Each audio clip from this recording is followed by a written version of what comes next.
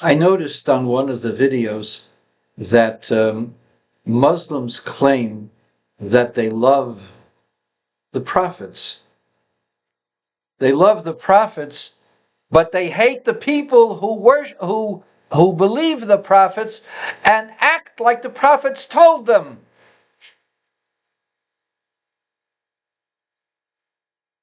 So what is their defense? I'll tell you what their defense is. Their defense is that Muhammad revealed what we Jews were hiding.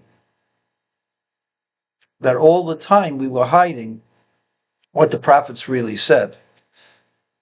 Now, this is just strange. The reason why it's so strange is that for 1600, no, more like 1900 years, Jewish people were following the Torah.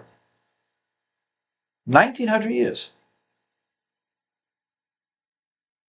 And during those 1900 years, the Arabs who lived in Mecca were worshiping idols. The Kaaba stone was a center of idolatry. Everybody knows that. And if you don't know that, just look at your history. Muhammad was a good salesman, and he knew how to sell something. He could sell ice in the winter. So he knew that by giving them a monotheistic religion and denying all of their holy places wasn't good business. So he had to use out what they had. He claimed that the Kaaba stone was sent down by Gabriel, and Gabriel revealed things to him, and Gabriel talked to him and told him the real secrets of the Torah as the Torah is. So this is what they say. They say that we Jews, who are the students of the prophets, and we fulfill, at least the Orthodox ones that I know, they keep the Shabbos, they eat kosher, they learn Torah, they put on tefillin every day, they wear the tzitzit. Nothing that the Arabs do. They on Yom Kippur we pray 5 times, so they pray 5 times a day in Yom Kippur. And we bow down to Yerushalayim, so they bow down to Mecca. They borrowed everything that we had and tried to improve on it. Of course, it's not new and it's not improved. But the point being, we were around for 1900 years. All of a sudden, we got it wrong. Urine drinking, idol worshiping,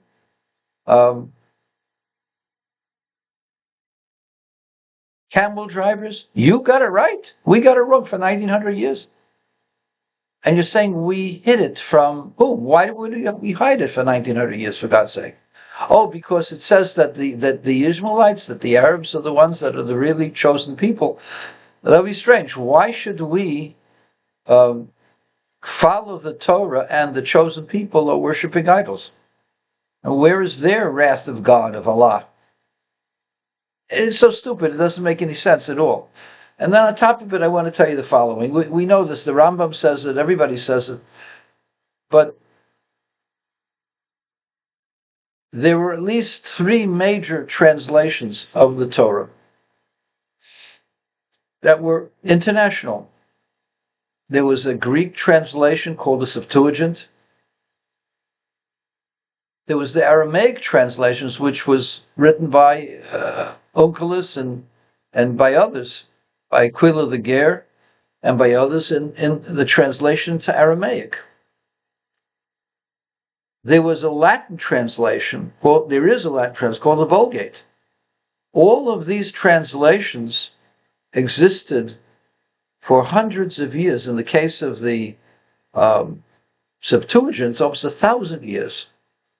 950 years before Muhammad stepped on this earth, there was a translation. The translation is still there in its original. And it was controlled by Greeks, and the Vulgate was controlled by the Romans. So in other words, the Romans hated you so much and the Greeks hated you so much that they changed the translation? Does that make sense? The Romans hated the Jews. Why would they change the translation? So all of those things factually false. I did about 29 videos about the Quran and the surahs, and I was going to go through the entire surahs, and I saw that I wasn't hitting the mark. What was it trying to do? It was trying to create a dialogue with Muslim scholars, Muslim students, that, you've got a lot of problems, logically, historically, truthfully. Got a lot of problems. Every time Muhammad opened his mouth and quoted the Torah or anything else, he made, in one pasuk, in one verse, he could make 10 mistakes. Literally could make 10 mistakes. So anytime he quotes from the Torah, he's quoting wrong. The only time he gets it right is the stuff that he heard from some rabbi. And I heard 2 different versions. I heard a version that he used to go and listen to the homiletics in the synagogues. And this was the time when the Midrash was being revealed, was being developed. And the Midrash was a series of homiletics expounding on the Torah and revealing things that were not there plainly in the Torah. And these homiletics, these speeches, got recorded. And they became part of what they called the Midrash Rabbah, Tanchuma, other Midrashim. And he went to the synagogues where these things were discussed on Shabbos. And so therefore, some of the things he says about the Torah are not anywhere in the Torah except in the Midrash. So he either heard them from the rabbis who gave those lectures on Shabbat, or, according to a colleague of mine, he had a Jewish teacher who would teach him, was supposed to teach him the secrets of the Torah. Whatever he paid him was obviously too little, because if the rabbi taught him the verses, he taught him wrong, maybe deliberately. Or, more likely, he had a bad memory, and he was very superficial. He thought he got the gist of it, and repeated the gist of it. Whatever the case was, the Torah that's quoted in the Quran is obviously false. And any scholar, it's not just me, Bergstein, any scholar who goes through the Quran will see that it's just filled with ignorance. So since it's filled with ignorance, there's no Jew that's going to accept the Quran as a holy document. Therefore, my question to you is, I believe in the Torah, I believe in the prophets. I don't believe in I don't believe in changing the words, changing the rules. So you hate me because I follow the prophets. But you love the prophets. So you love the prophets, but you hate those who follow the prophets. Isn't that what we call hypocrisy? I guess you really don't love the prophets. That's part of your taqiyya.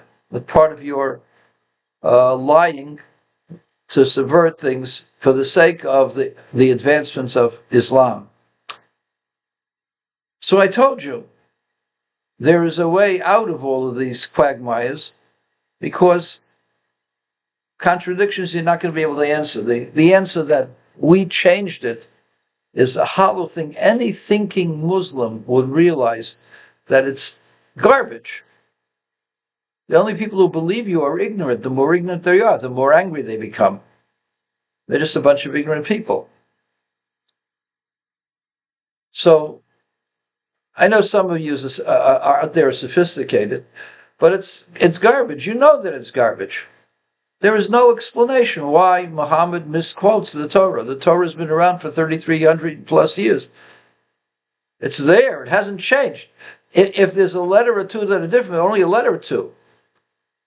The Yemenite Torah, they were away from the rest of the community, and the Jews in Judea, the Jews in Alexandria, Jews in Rome, or Spain or any other place, Germany, France, Poland, Russia. The Ammonites were away from the regular Jewish community for close to 2,000 years. There's no real connection between them, except by letters. Their Sefer Torah has only 4 letters different from the Sefer Torah that I read, out of 304,805. There's no difference in the message. The message is the same. There's a difference of 4 letters between the Ammonites, who lived 1,500 to 2,000 miles away from any Jewish community. 800 miles away, 1,000 miles. It doesn't make a difference how much it is. It was a remote community in Yemen. And their Torah, copied meticulously, only has a 4-letter deviance from what we have.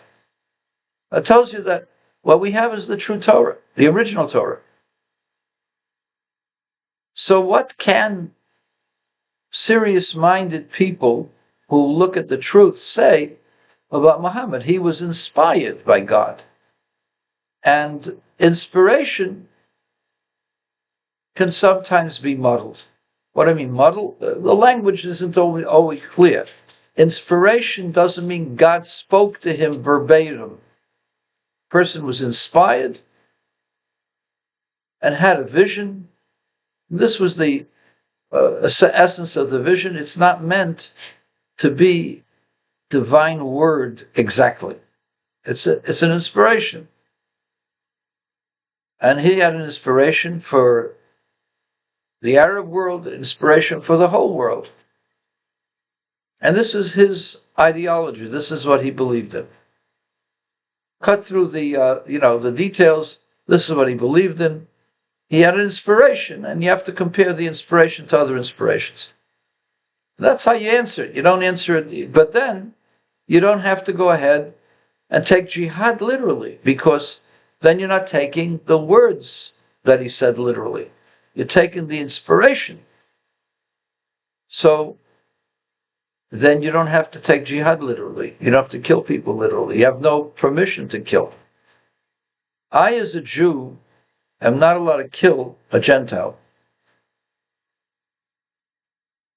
If I kill a Gentile, I'm a murderer. I'm talking religiously now.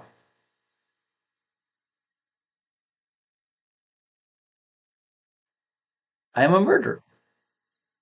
And to God, I am a murderer of a human being. It's the most horrible thing that I could possibly do.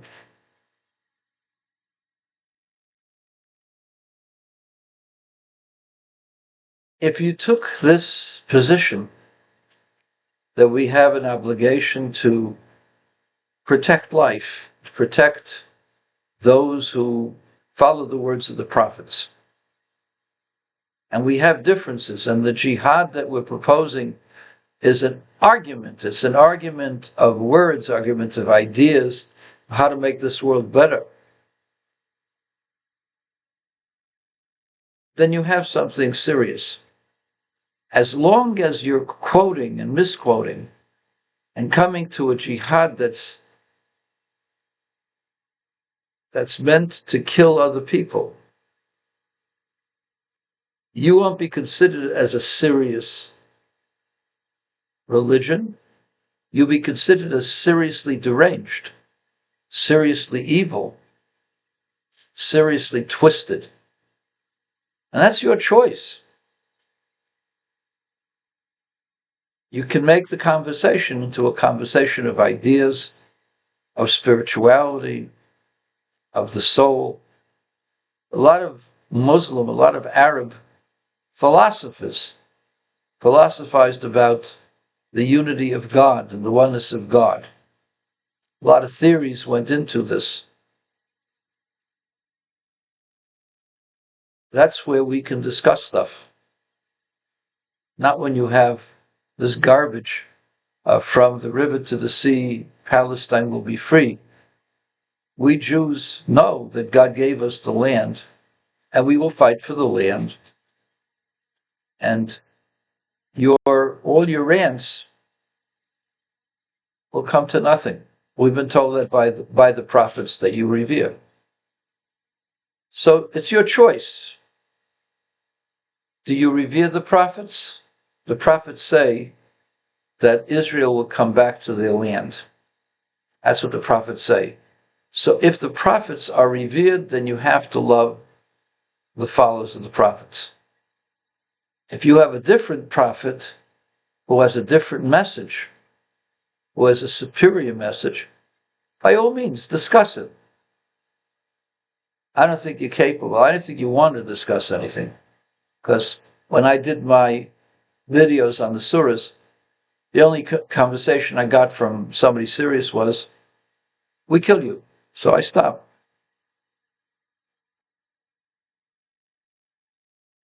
Hopefully, somebody serious out there is willing to engage me in a discussion.